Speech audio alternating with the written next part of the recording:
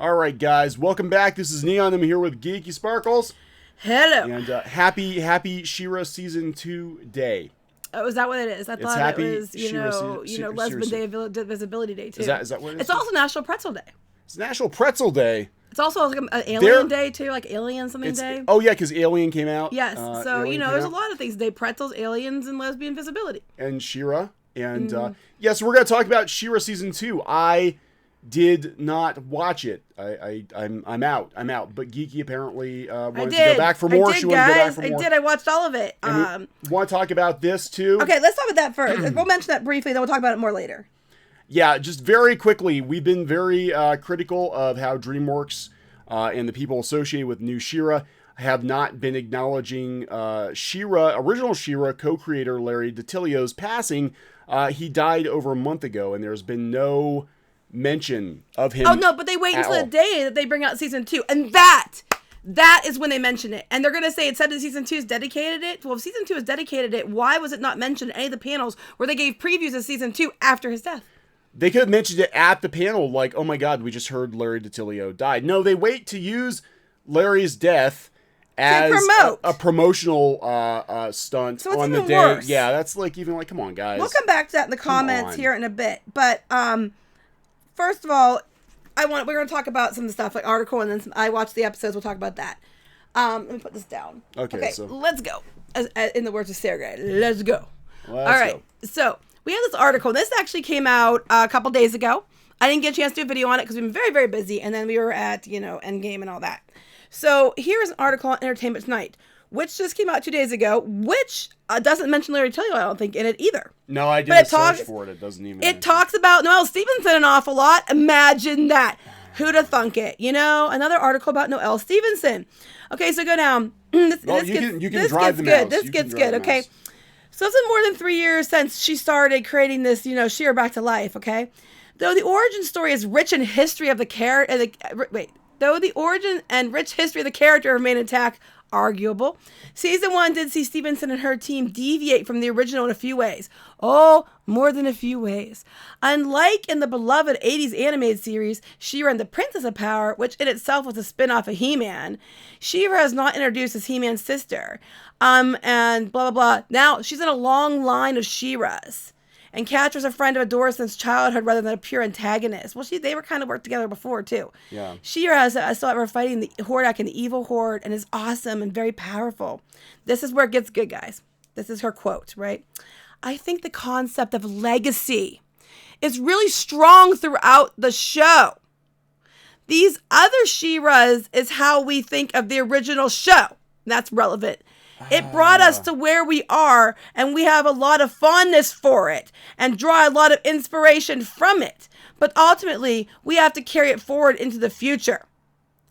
Now, this will come up later in this episode because I have some things from this show we're going to talk about with this, She-Ras or how they think of the original show. And that's really important for some of the things that we're going to talk about.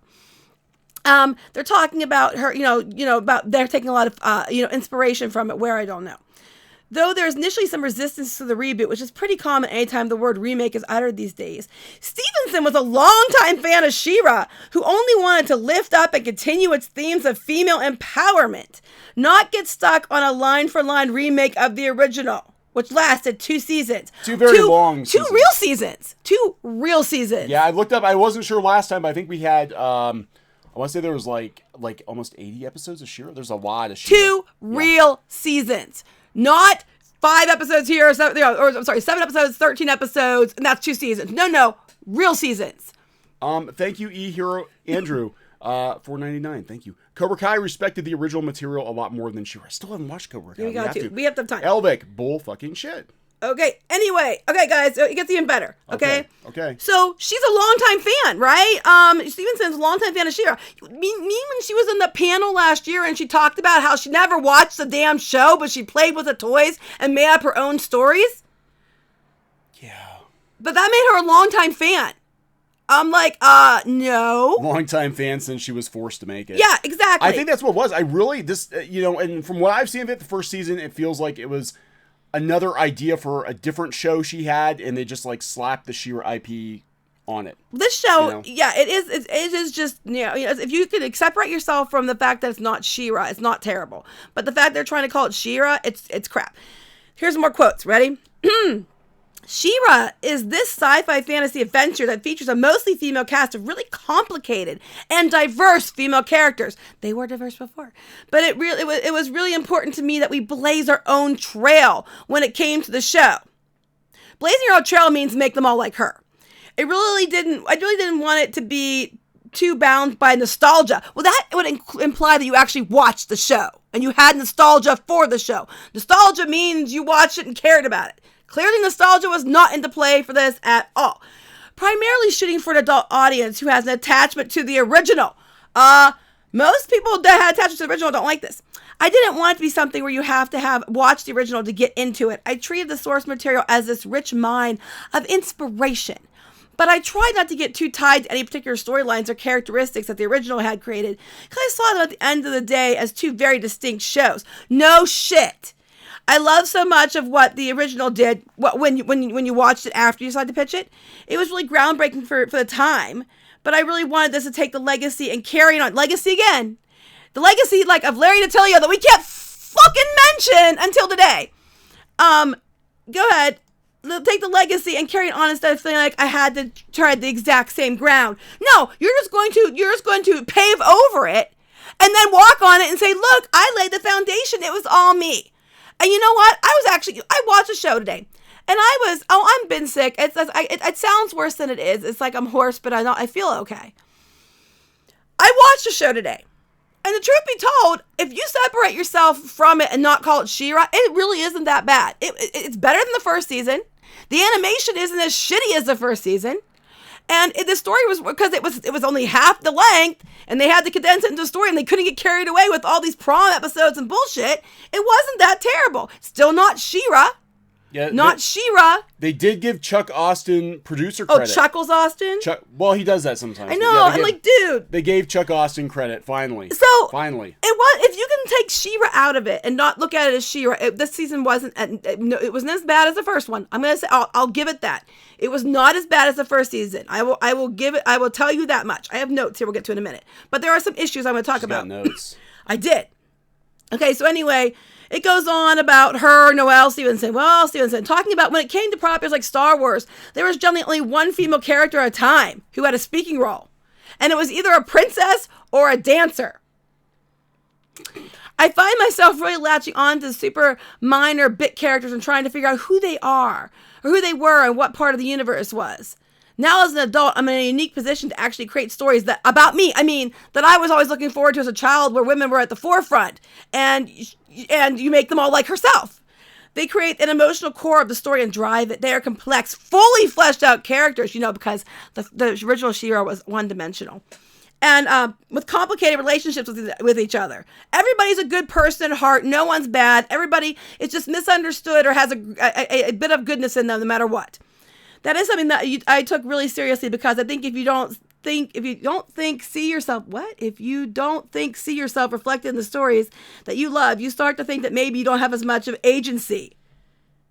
Oh my God. When you bring the term agency in, that maybe you don't get to be the protagonist of your own story. Oh no, you made sure you fixed that. You made sure you're the protagonist of all the stories. Being able to see women in the roles, all kinds of women, it makes you feel differently about yourself once you absorb these stories. It makes you feel different about yourself when you make yourself the center of attention for everything.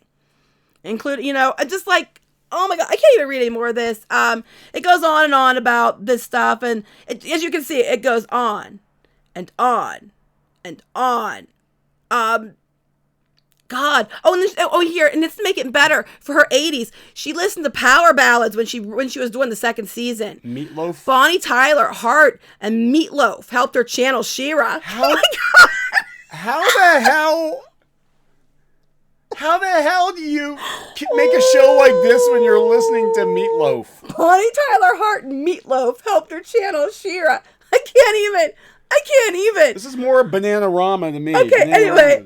Right? Go ahead. Hunky Chunky Funky Monkey. Thank you, Noelle, spouting facile and contradictory crap must be a day ending in Y. Exactly. I'm sorry. I'm sorry. I just can't get past she listened to Bonnie Tyler, Hart, and Meatloaf to channel She-Ra. Well, you know what? that is that does not surprise me at all. Anyway, so that's the best face ever right there. So we're going to talk about the show. And I didn't watch it because I'm out. I'm actually done. I'm over it. I actually was going to give it more of a pass than I'm going to give it now. Before I saw what they did about Larry DiTillio and then this article. Because this article and the interview with her and the legacy going on about legacy would have been out before the show. Still could have totally given a shout out to Larry DiTillio, and the article didn't do it. When you're focusing on legacy so effing much. When Meatloaf means more to the showrunner of She-Ra than the co-creator of She-Ra, when Meatloaf means more than Larry DiTillio, you've got a problem. You've got priorities backwards. Yes. Good. DCV Titan, thank you. Is she trying to blow smoke up our asses or hers? I don't know. And Cesario John says, did not get the notification yet. Just email. This happens. Keeps happening. We keep getting people unsubscribing that aren't unsubscribing too. Yeah, I mean, I'm not saying these people are pretty good, but that's how she decided. Would you listen to those people to channel She-Ra? I'm just saying. I mean, like Meatloaf. I like Meatloaf too, but I'm saying that wouldn't be my choice for channeling She-Ra. Right. No, it wouldn't be. That wasn't really, the show wasn't Meatloafy. I think that's more, Meatloaf is more of a, what show would be a Meatloaf show? I don't really know. Mighty Orbots, maybe? Because they have the fat one. But you know what? I'm just, okay, so anyway, the show. Yeah, maybe the love song he made did. That's what I was thinking. But I'll do anything for love, but I won't do that. Okay, anyway. Oh my God. Okay, so I watched the show and here's my notes. So we have 7 episodes, okay? Season 2, episode 1 is called The Frozen Forest, all right? It's very, very, very punny, okay? The Horde is literally now 4 kids and Catra. Okay, Elvic says, channel my rage. I am trying to do you justice, Elvic. I am with you on this. Okay, so here's the notes I have. Okay, so this one is, we have a lot of light hope in it. I still can't get past the fact they make her very robotic, and they're basically trying to restore her. I think this is what we're trying to restore her tower so she can have full power. But it's Adora training, it's the Horde training. Kyle's still a bumbling idiot.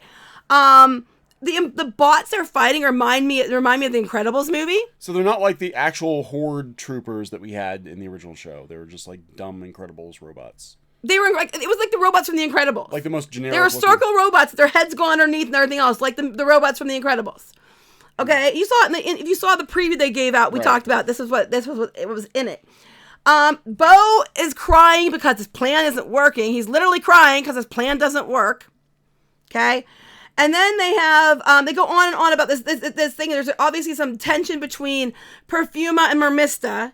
What kind of tension? Like, not that kind of tension. She has a cold, sounds like. Horde training. Yeah, Horde training. That would be the best show ever. That would be a much better show. So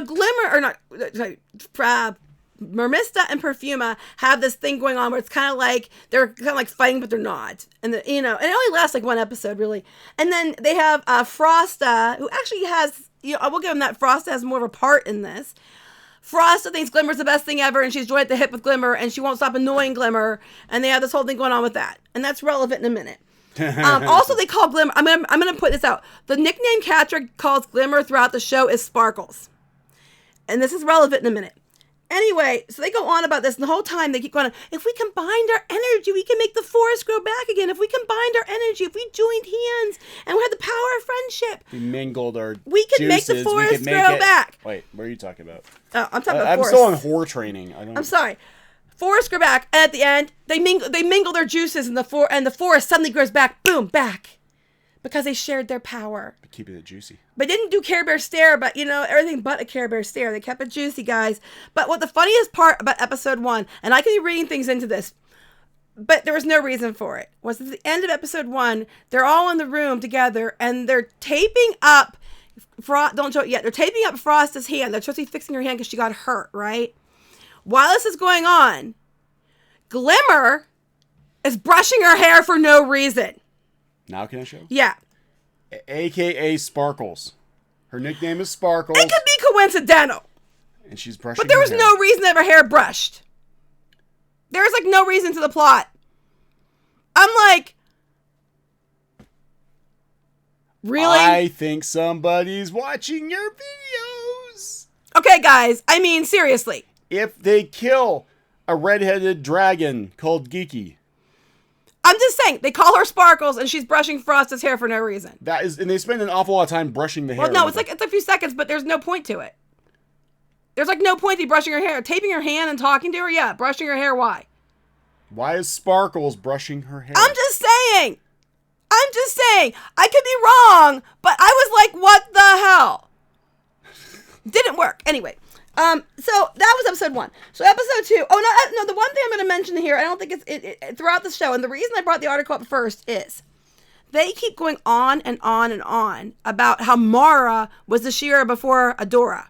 And Mara effed everything up, and Mara broke everything and ruined everything and broke the Princess Alliance, and they keep getting across to you how bad Mara and the Princess Alliance was, and how shitty the original the She-Ra before her is.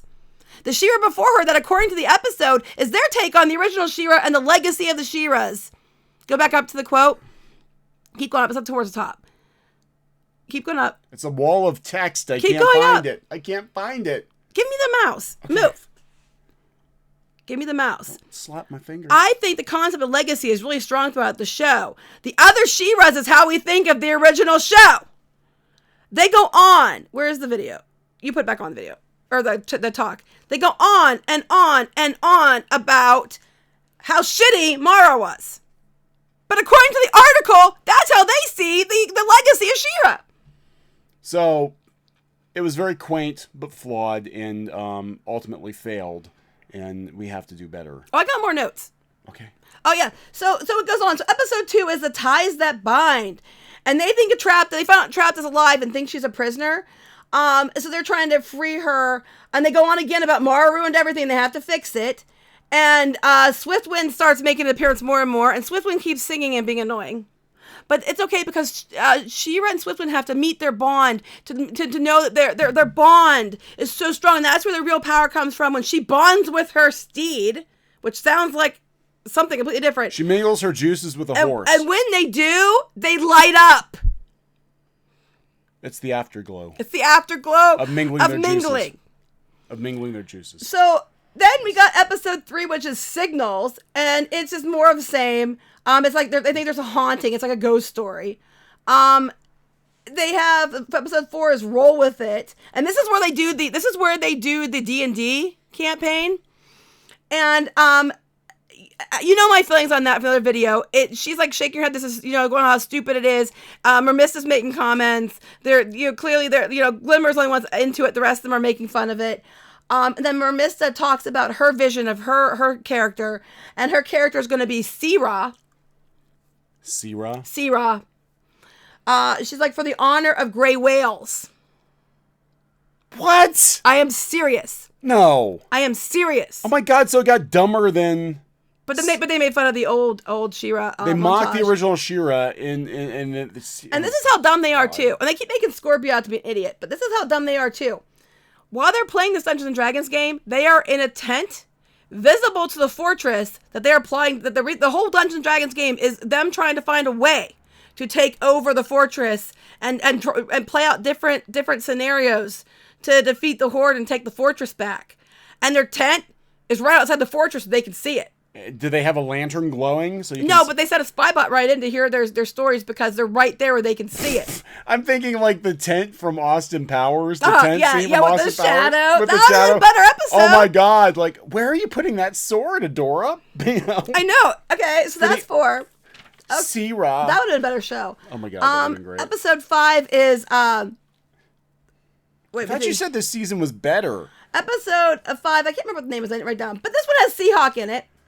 E-Hero Andrew, thank you. Just by the sound of it, this is so infantile, it's insulting. Yeah, the original She-Ra, had some childish stuff in it, but it really did try to be a little more adult. And I'm going to be fair, this actually was better than last season. Oh, God. This was better season. The animation's better. The story moves faster because they're not, they're keeping basically to the plot. It actually is better than the first season. Okay, Cesario, John, thank you. Wait. Are we talking about the actual series, or are you guys talking about a She-Ra XXX parody? Geeky's notes sounding like the latter. No, it's really hard to tell. This actually has gotten to the point where I can't tell if this is actual She-Ra or a parody of She-Ra. Right. Like I said, if you took it out and you just forget that it's about She-Ra, you take She-Ra completely off of it, it's not terrible. I mean, it's a little juvenile and they're very punny, but it's not Funny. It's not that terrible. But as a She-Ra show, it's not a She-Ra show. But this season was better. I will give him that. This is better. It's tighter. It's I know. I know. Stay juicy. It's tighter. It's the animation is better. It is better. And that's saying something. There's no prom episodes, no horsies, no pillow fights, sleepovers. Well, there wasn't time because they only had 7 episodes, but so yeah. But this is the legacy, guys. The legacy. So this is Seahawks back again. This is his 5th ship now because the other ship was destroyed by termites. So does he become She-Ra too, and is he Sea-Man? No, that'd be great though. But he's upset because Mermista isn't paying as much attention to him as he thought he should, so he pouts the whole episode. And this episode, they're in the ice realm. It's not Frost's realm, but they're like in this icy area. And he and Scorpia hang out because they both feel unappreciated. Because Scorpia spends literally the entire show trying to be a quote-unquote Catra's best friend. Catra have a relationship and a connection with Catra. Now, they're saying friend, but her obsession with Catra is so over the top that it's clearly she's thinking more than friends. These are supposed to be soldiers, right? Yeah. These are supposed to be trained killing machines, right? Mm-hmm. You've got a giant lady with scorpion claws. Like, she's a complete dumbass now. Should be absolutely terrifying, right? But no, she spends all her time trying to help Catra and be closer to Catra so they can be quote unquote friends. So they can stay juicy. Yeah. And they also in this one have drunk She-Ra again in this episode. DCV Titan, you keep saying it's better. I'm beginning to question if you really know the meaning of the word because you're really not selling it as better. It's better than the first season. But I'm telling you what happens. But it doesn't sound better to me but either. You know what I'm saying. Okay. When you have the first season where it was, this is actually better. I know it doesn't sound better, but it legitimately is better than the first season. But they also have half the number of episodes. They clearly have the animation that's not all over the place like it was last time. But they have half the number of episodes, and they just kind of they can't go too far out to make up these really ridiculous prom and all that shit. It kind of stays on a story more so. In that regard, it's better. It is not a She-Ra show. No, Nicholas Horton, thank you. Original She-Ra series was good like OP Star Wars. Yeah. So this episode, they have this whole thing going on. And then the next episode, which is episode 6, is Light Spinner, which of course, is Shadow Weaver.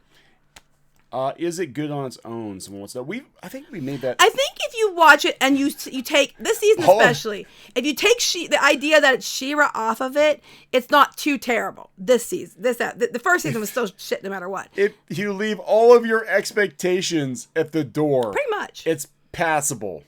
That's about it.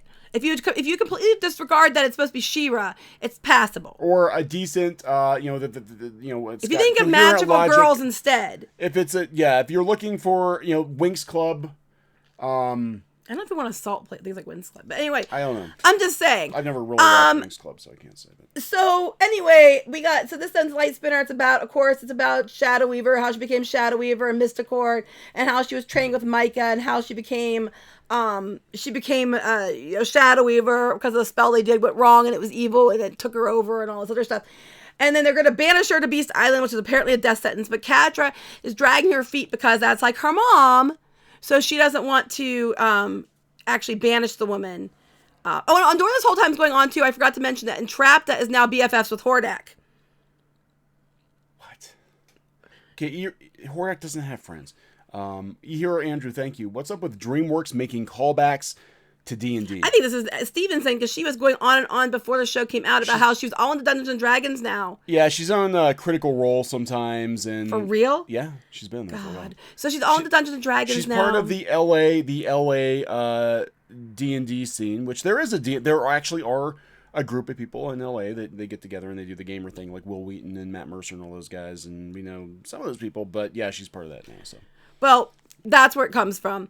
But, welcome to the live stream. Yeah, but, this whole thing is, I don't even know where to go with it. It just goes on and on. So now we have Shadow Weaver and Catra's that's like her mom. So then episode 7 is reunion. And then we finally get Bo's 2 dads. And Bo's one dad looks like Black Bo from the 80s. Yeah, he does. He's got the mustache and everything. He looks just like... He looks like Black Bo from the 80s. Yeah.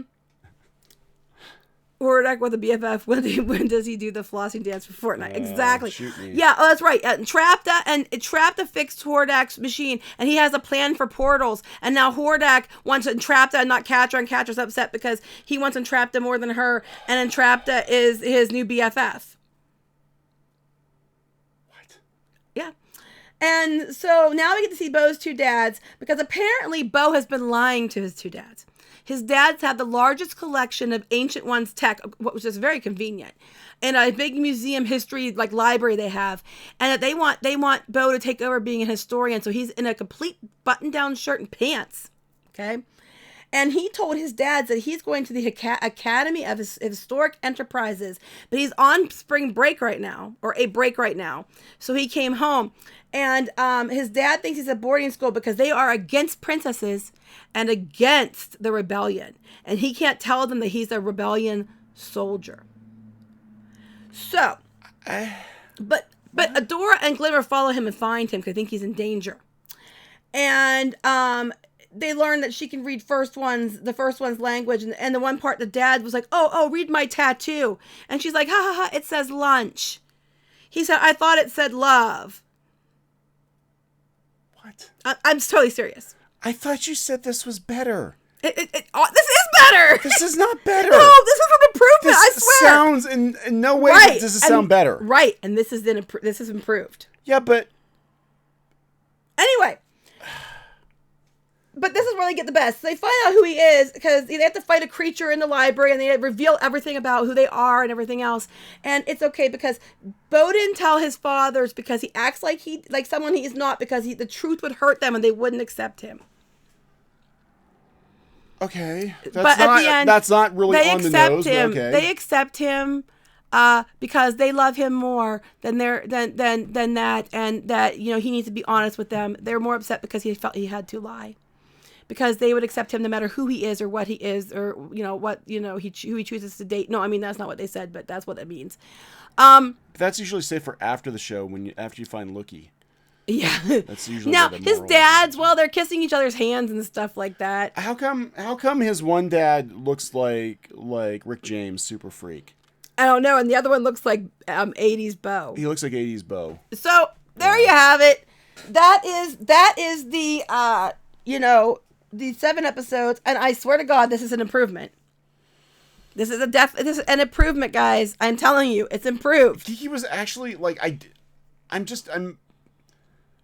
you were watching it. I was working on other things. Yes. And you're watching it. Yes. And you're sort of like filling me in on it. And you're like, it actually wasn't as bad as the first season. It's not as bad as the first season. And then I'm hearing pieces of it.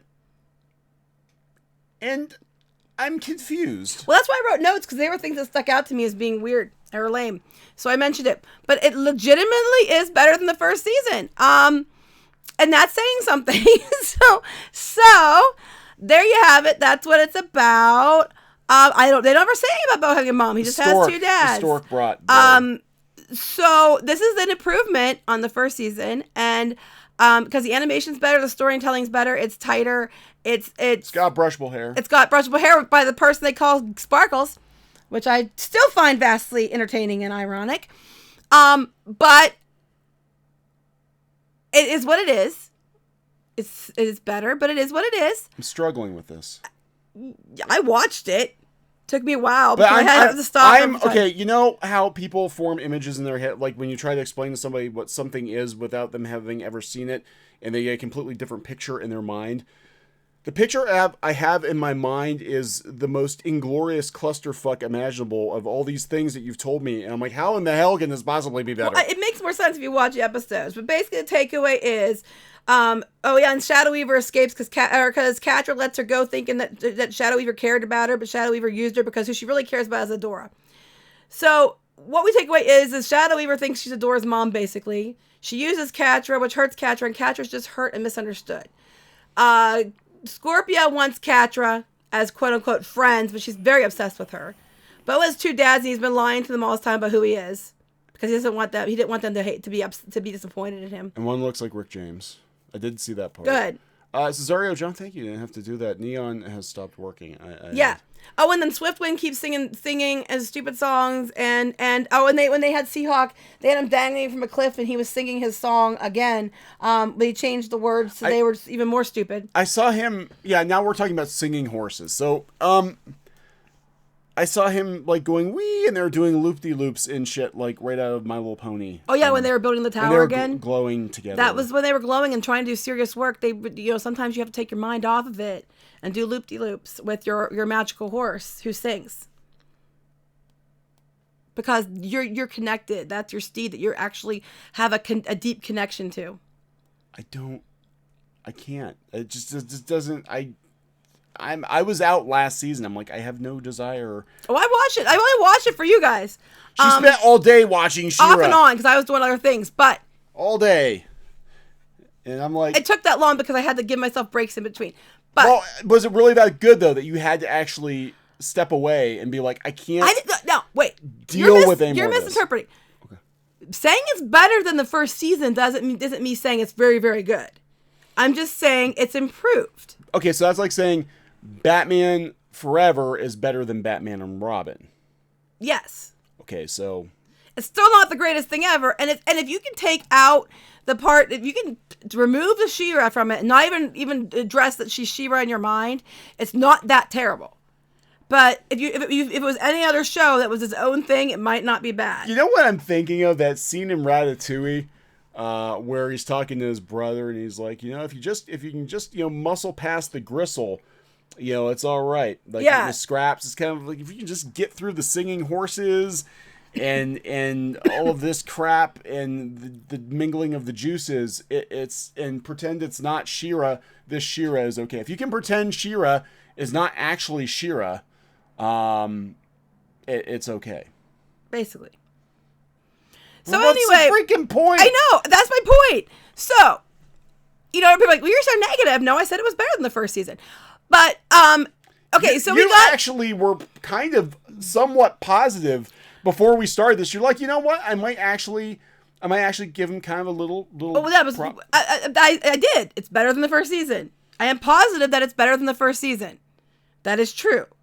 You asked me, is it better than the first season? Yes, I am positive it's better than the first season. Okay, so this is getting into this is almost like I feel like I'm like you're in the stand and I'm asking you very pointed, carefully phrased questions. It wasn't that terrible. If you take away terrible. It was still terrible, as but not a that show terrible. That's not She-Ra.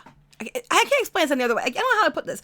As a show that's not She-Ra, if it was its own thing with other girls that weren't She-Ra characters, and it was meant to be younger, kooky, or whatever, it might not be too terrible. As a She-Ra show, it is not good, but it's still better than last season. If it were called Magical Juicy Princesses, then it would be okay. It wouldn't be great, but it'd be okay. Magical Juicy Princesses Go, but it would be fine. But Ish. It is better than last season, guys. It truly is. And I still don't know what the hell is up with the brushing hair thing. And I still find that, really, really, really weird. That Sparkles is brushing her hair? For no reason. Yeah, it's a little weird. It is weird. It's weird. You're so vain, you probably think this brush is about That's you. That's right, I do. All the brushing's about me. Come on. Yeah. There's no reason to brush her damn hair. Okay, anyway. So, and then I was already on this. And then when we get to the Larry DiTillio thing. So let's take a look at that. So then today, when they released She-Ra and the Princesses of Power, now is the day they decide they're going to mention Larry DiTillio. Yeah, I guess they probably should. But this now, see, I'm like, oh, did they put this on the end credits, or something? Did they put this screen up before the first episode ran? No, I didn't see it anywhere on the show. They put it up on Twitter today. That season 2 is dedicated to Larry DiTillio, forever a part of the She-Ra family. Now, a couple things here, guys. One, they're going on about legacy, and then, like I said, they keep mentioning, they don't ever mention Larry. They make it all about Noah Stevenson. Two, after Larry passed away, they said nothing. And we're talking it's been weeks since he passed away. They were at one con, Emerald City, and they didn't mention it then. But, okay. 2 cons had passed. Maybe it was too soon. They couldn't mention it. Yeah. They went to WonderCon after. I'm pretty sure this is the order it was. They went to WonderCon after it. So. Did a whole panel on and did footage of their 80s D&D episode where they paid homage to the original She-Ra. Still never mentioned Larry DiTillio. Still never mentioned him. They had plenty of time, could have done it. It was perfect time. If season 2 was truly dedicated to him and truly about him, you would have mentioned it. But you didn't. Meanwhile, everybody and their brother is like, why aren't you saying anything? Why aren't you saying anything? Why aren't you saying anything? And the day they released the second season, they used his death to promote the damn show. Took you guys long enough. Yes. Grim, go you. Took you so long. Yes. Oh, somebody tagged us in Yeah. there. Goodbye, Larry. Beast Wars. Let's see what we got here. Let's go Elvic. There's Elvic. Elvic. Hi, Elvic. Look, there's Elvic. So you wait until your season premiere to use his death to promote his abomination of fan fiction that wears She-Ra's clothing. Yes, exactly. I think that's what makes me so mad about it, is that they not only did they not mention it ever, but they don't choose to even address it until the day they put out season 2 and then have the balls to say, it's dedicated to him. Bullshit. Sorry I'm swearing. I'm sorry if She-Ra listens to this. Bullcrap. You could have done this many times. People called you out about it many times. You didn't say anything.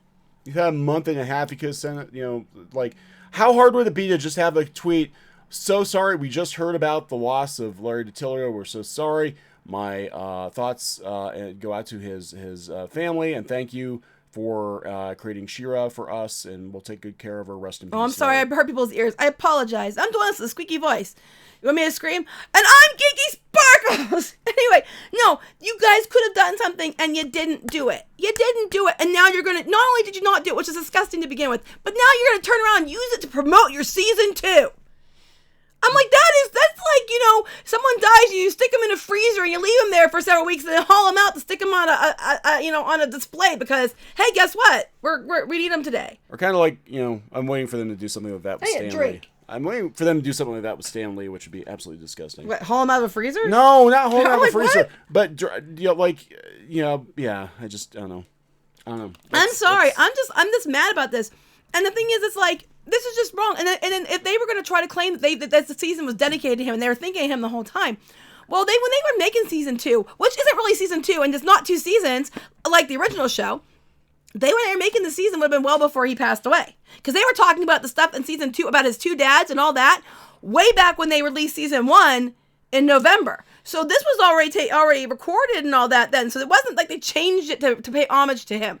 And then you had the perfect opportunity at a con to address it when you're showing that 80s episode, which everybody went nuts for the 80s episode. And you're showing that you had the perfect opportunity to say about him, oh, and by the way, totally didn't do it. We called you out. We were the first ones to call him out. We've been saying it over and over again. And they choose today when they can use it as a marketing tool. Yeah. You're not worthy of brushable hair. You can't lift the sword. You can't lift the brush. You are not worthy of brushing anybody's hair on your show. God. That's it. Like only the worthy can lift the brush. You cannot lift the brush, and you cannot brush hair on your show. Especially not with the character called Sparkles. Wow. Sparkles has spoken. They're going to turn you into like a redheaded dragon and then... Well, that's probably closer. Have a giant robot step on you or something. I don't care. They can just, kiss my butt. And I was actually going to give him more of a pass than I am until I saw that. And then I was like... going to say, you were actually... I wasn't, like, giddy about it, like you're making it out. But I was like, it's not as bad as the first season, which it truly isn't as bad as the first season. But it wasn't terrible either. It sounds terrible, but it really wasn't if you could separate the She-Ra out of it. If you could just blind yourself to the name. Don't taste it, just swallow it. Right. If you could not taste it and just swallow it, it isn't too terrible. Sometimes you might want to spit, but just swallow it down. It's not too terrible. Don't let it sit in your mouth too long. Just do it. And then you follow it with this. Then you do this. It's like you might have wanted a little bit of goodwill back, and then you do this. What the flip is wrong with you people? This is the problem. This is like every TV show, every movie, every game developer, company, whatever. Like, even if the product itself is passable, maybe it's not that great. The bullshit that goes on behind the scenes will taint your entire view of, you know what I'm saying? Like, sometimes things aren't really that bad, but like The Last Jedi. Hated The Last Jedi, right? But I wasn't like frothing at the mouth or whatever, but watching Lucasfilm attack the fandom, watching all the lies and, in the media and all of that, really is what angered me more than the movie itself. And this is kind of this situation where, you know, this just sort of like colors the whole thing. Like Elvick said, you know, if you're gonna do this, don't even mention it at all. DCV Titan weekend at Dreamworks. Larry DiTillio. I know. What's it feels like? They're just bringing them out now because I think it's gonna. They're gonna, you know, it's wrong. It is wrong. And you know, and then in the Entertainment Tonight article, my thing about that is, you know, you did this article. And now, if you knew you were going to dedicate it to Larry, why was there no mention of him in the article when they focused on legacy in the article? Yeah, I don't know. Because I call bullshit. Because it wasn't even thought of. None of this was thought of. And again, you know, you had 2 conventions to mention. You could have at any point in time between his death, which was in the middle of last month, and now just put a simple tweet out. We're sorry to hear about Larry DiTillio. So sorry to hear about this. Should have gone out the weekend, or the very, you know, as soon as they found out. As soon as they found out, this should have gone out, or at the very latest, like the following week. And why don't we? Because we're going to use it as a marketing play, but it also steps on their toes as making it all about Noelle Stevenson. I have never seen a show made so much about the producer as this show ever. I have never seen a show that's more about the producer than the show. No. Have you? No. It's ridiculous. They do whole, you know. She gets more press time, more interviews than Matt Groening. Like, yeah. What the it's frick? Like, you know, I've never seen anybody have their ego stroked so much in my life. And they're constantly doing articles on her. And it's like, and then she has the opportunity to talk, and then she's talking about how she's a longtime fan. And I'm like, you just got on a stage and said you didn't watch the show, you played with the toys and made up stories because you didn't know the characters. Yeah. I'm like, are you? And then you go on about legacy, and how the old, how the She-Ras that came before your She-Ra, you see as the legacy of the old show. And if you watch the show, they go on and on about how Mara screwed up and how she's so afraid she's going to be just like her. And, you know, the old She-Ra ruined, destroyed this and destroyed that. And basically she's a piece of shit. That's what they're basically insinuating. But don't you know, it's about legacy. And those represent how they see the She-Ras that came before. And the legacy of She-Ra. And I think that sums it up pretty well. Yeah, pretty much. I mean, she's making all the rounds here. Talking D&D and fan positivity.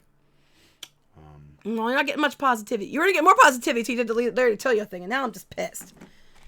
I would have given you more of a pass, but now you made me mad. And the brushable hair, do not insult brushable hair. And there's no reason why would they have her brushing her hair? Why? They're wrapping her hand and talking about something that has nothing to do with brushing her hair. She's grooming her? I don't know. Do not insult the brushable hair. Do not soil it. Do not taint it. Keep it washed. Keep it clean. That's right. What are you drinking?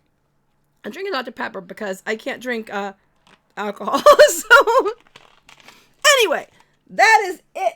I'm out. I watched it, and I swear everything I've told you is true. I took notes. I know, right? She was like furiously writing. I'm like, what are you doing? I took notes. I'm like, if I'm going to talk about it, I'm going to take notes.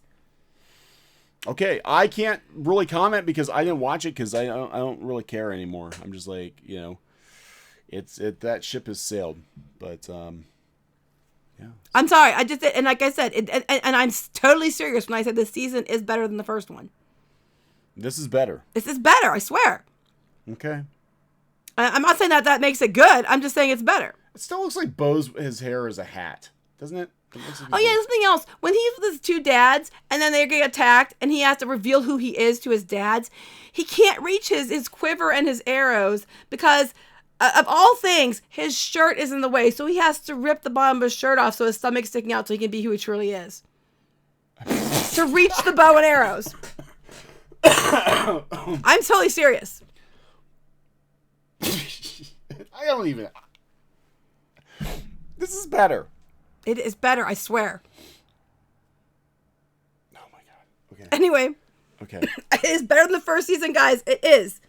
I can't wear these shirts. I just have to have a midriff. It's blocked. Somehow my shirt, my cotton shirt is keeping me from reaching. My thin cotton shirt is just stopping me from reaching further under the table to get my bow and arrows. But if I rip it off my stomach, I suddenly can reach them.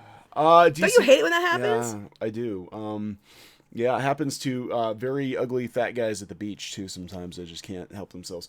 DCV Titan, thank you. Geeky needs to find a stream for new Fruits Basket. We watched I am watching. I watched the first 2 episodes, and I do like the new Fruits Basket. Yeah. I'll do a show on things I like, and that's one of the things I like. Get the bad taste of faux She-Ra out of her system. I am. You know, actually, what's going to make me feel better is I might need to go on to the internet and buy myself a new doll.